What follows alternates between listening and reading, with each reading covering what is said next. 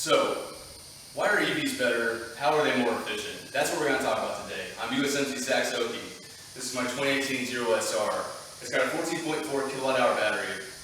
And with this battery, how I drive, I can go about 120 miles. Now, kilowatt hours. EVs use kilowatt hours basically as a measure of how much energy is stored in the battery. Okay?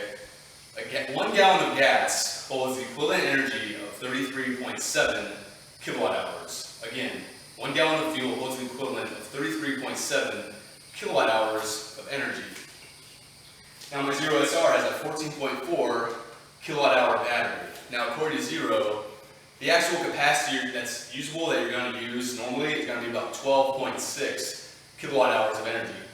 So the way I ride, and your range is going to be influenced by a number of factors. The way I ride, I'll get about 120 miles using 12.6 kilowatt hours of energy. Let's just round down to 12 to make it easy. If my average watt hour per mile is 100, that means I'll be able to go 10 miles per kilowatt hour. If you don't understand the math, look up another video on YouTube about kilowatt hours. So, if I can go 10 miles per kilowatt hour, 10 miles times 12 kilowatt hours of battery equals 120 miles, roughly. So, again, 1 gallon of gasoline holds the equivalent of 33.7 kilowatt hours of fuel. And I can go 120 miles on 12 kilowatt hours of energy. That's really good. So, less than half of a gallon of fuel worth of energy, I can go 120 miles. It's about 37% of a gallon of fuel. How is that possible? Well, AC motors, if you know anything about AC motors, and if you do a quick Google search on them, they're anywhere from about 80% to 98% efficient, meaning 80%, 90% of the energy that's used is used to do work, to make, in this case, the vehicle move forward. Whereas in an internal combustion engine, or an ICE vehicle, ICE, internal combustion engine, only about 20 to 45%. Again, those are very broad numbers, but that's roughly. Every car is different. Only about 20 to 45% of the energy used or created in that engine is going to propel the vehicle forward. So, how are AC motors so much more efficient? Well, it's very simple actually. There's one moving part. It's the rotor. And that rotor's not even touching anything. There's no contact, there's no oil, there's no fluids. It's just a magnetic field and an air gap. And that AC motor turns the rotor, which turns the rear wheel. And that's all there is to it. Now, I've talked about how efficient AC motors are compared to ICE vehicles, and I'm simply talking about the actual battery and motor. I'm not talking about all the energy that's used to make electricity, all those externalities that are present in both the system and how to make a gallon of fuel as the system of how to make a kilowatt of electricity. The cool thing about electricity is that obviously it can be generated from renewables, geothermal, solar, wind, water. It's pretty cool, but that's besides the point, okay? So, a couple cool things about EVs compared to ICE vehicles. I said that ICE vehicles are only about 20 to 45% efficient, okay? Where's all that other energy going? Well, that other energy is being wasted as heat energy. That's why engines are so hot. It's being wasted as noise. That's why engines are so loud. There needs to be a complicated exhaust system to make them quiet.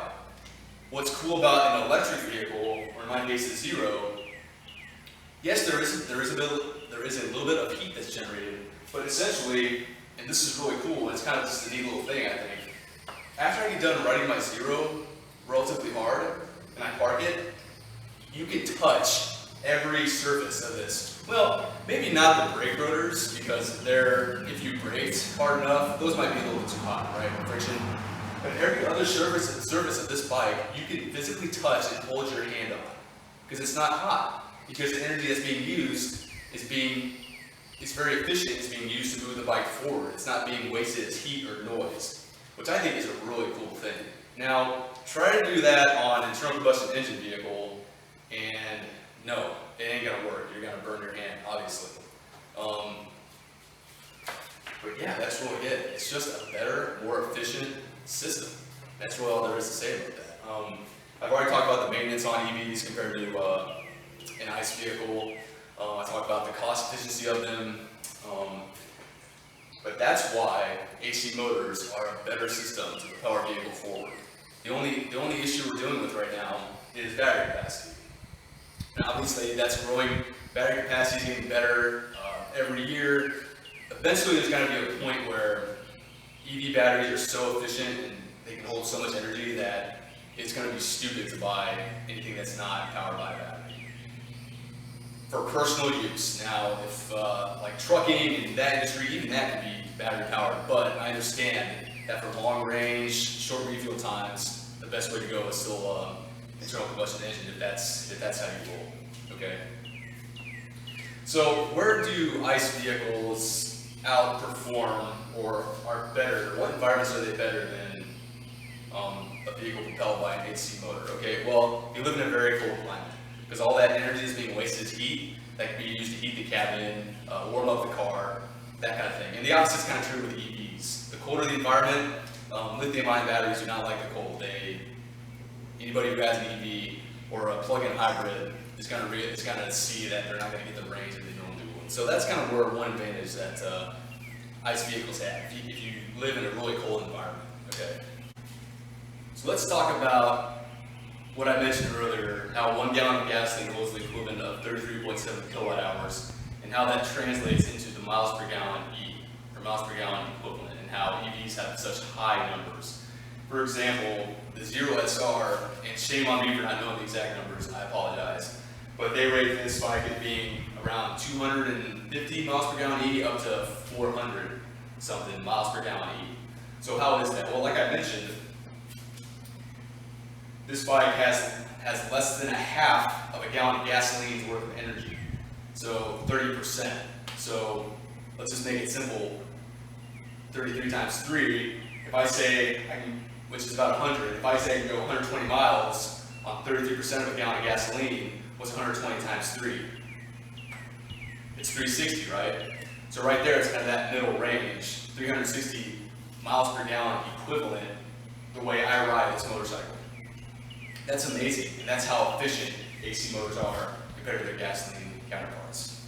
Okay, that's going to wrap it up for me. This has been USMC Saxoki. Live smarter, live simpler, live with more money. Saxoki your life. Please, if you like this video and you think I have good information to share, please subscribe. Please give me a like. Please share this video with your friends, family. This is something I'm trying to start. I feel like the way I live and kind of the wealth and the happiness that it's brought me can help others as well. So that's kind of the goal here. Just trying to share my experience and maybe hopefully help other people down the road. Okay, and one of my passions is obviously electric vehicles and so forth. So thanks for watching, and see you next time.